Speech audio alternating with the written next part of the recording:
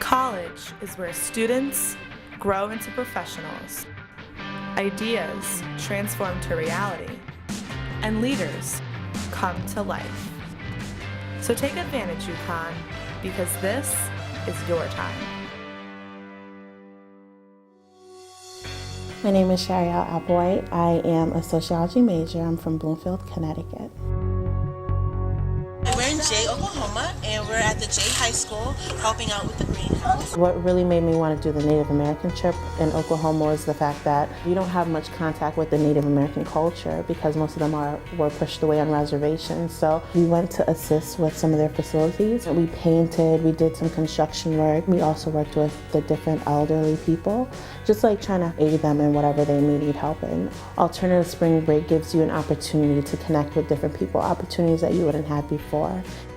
I've been involved with the UNESCO, the United Nations Educational, Scientific, Cultural Organization, for 3.5 years. It's a human rights organization. Over the 3.5 years, it's been like one of the best decisions I've made since coming to UConn. UNESCO works very closely with the United Nations. We're sort of like the youth that kind of try to help fulfill their goal. We have taught human rights education in Mansfield Middle School. We've done like Walk Against Hunger in Hartford. And one of the best experiences I've had with UNESCO is going to Rwanda in 2010 for the UNESCO Intergenerational Youth Conference.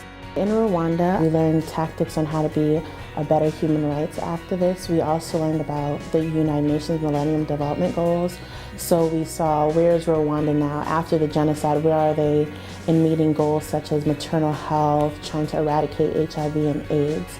And I think most notably, we were able to have a dinner and conversation with the Rwandese president, Paul Kagame, in which I got to ask him a question about like international reconciliation. So it was like a phenomenal opportunity just to like really meet human rights activists, but at the same time be in this beautiful country where even though there was like a lot of human rights atrocities, mostly the genocide, just to see how far they've come since then.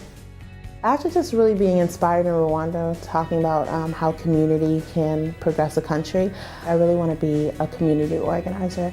Normally when people think of social work, they think about more clinical, like one-on-one with clients, but this is more the macro section of social work. How do we empower community to empower themselves? Like, so how can, for instance, we solve problems such as food insecurity within communities?